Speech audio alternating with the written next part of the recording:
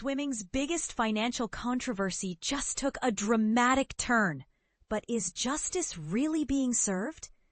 After years of bitter legal warfare, World Aquatics has agreed to pay a massive $4.6 million settlement to athletes who got caught in the crossfire of swimming's most explosive organizational dispute.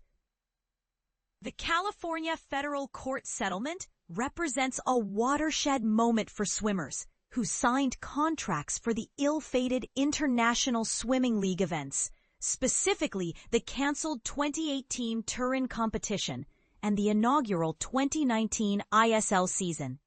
But here's where it gets controversial.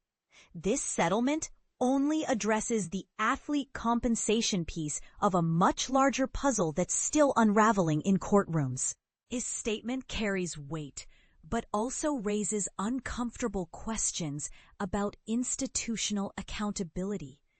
My priority was ensuring our athletes receive fair compensation rather than continuing to suffer financially from decisions made before my tenure.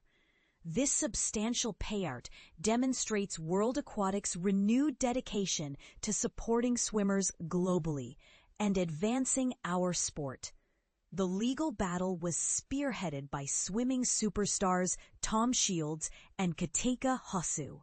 Though the ISL's ownership and management teams provided the primary financial backing and strategic direction for most of the litigation, their legal representation came from Jeffrey Kessler, the same powerhouse attorney currently making headlines as lead counsel in the groundbreaking NCAA versus House case that's reshaping college athletics. And this is the part most people miss.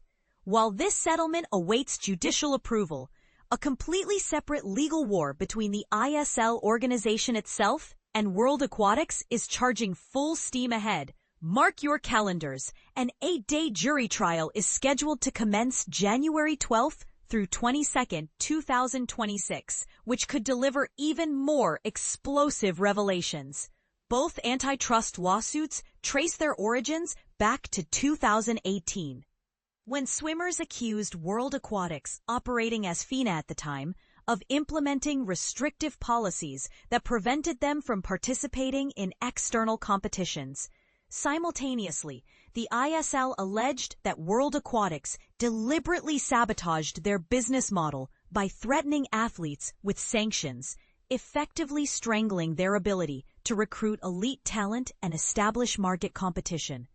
The athletes' grievances center on allegations that World Aquatics' restrictive policies directly caused the cancellation of the 2018 Energy for Swim event in Turin, Italy. According to their claims, swimmers lost a minimum of $3.3 million in guaranteed appearance fees and prize money, not just from that specific competition, but from subsequent ISL events that never materialized due to World Aquatics interference. The ISL's operational history tells a story of ambitious growth followed by dramatic collapse. The league launched in 2019 with 7 meets, then expanded significantly to 13 events in 2020 and 18 in 2021. However, the 2022 season was abruptly canceled following Russia's invasion of Ukraine, and operations never resumed. The aftermath left many athletes still waiting for their promised payments, a situation that adds another layer of complexity to the compensation debate. The legal trajectory has been a roller coaster of victories and setbacks. Initially, a lower court sided with World Aquatics in January 2023, seemingly ending the matter. But here's where persistence paid off. The ISL, Shields, Hosszu, and their fellow plaintiffs filed a joint appeal that June, refusing to accept defeat. Their determination was vindicated in September 2024, when the 9th U.S. Circuit Court of Appeals delivered a unanimous 3-0 decision, ruling that the groups had presented sufficient evidence to proceed with their antitrust claims against World Aquatics. The legal drama intensified further in December when the ISL filed a separate lawsuit against their former legal representation, Farella Braun plus Martel, in San Francisco Superior Court.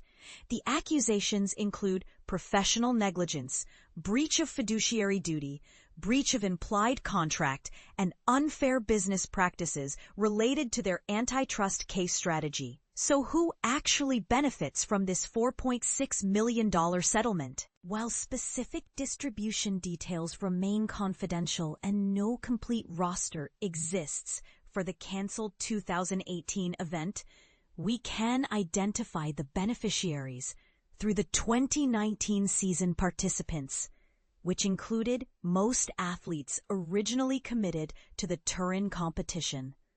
And numbers are telling. 251 swimmers earned at least 1 point during the 2019 ISL season. If distributed equally, each athlete would receive approximately $18,300.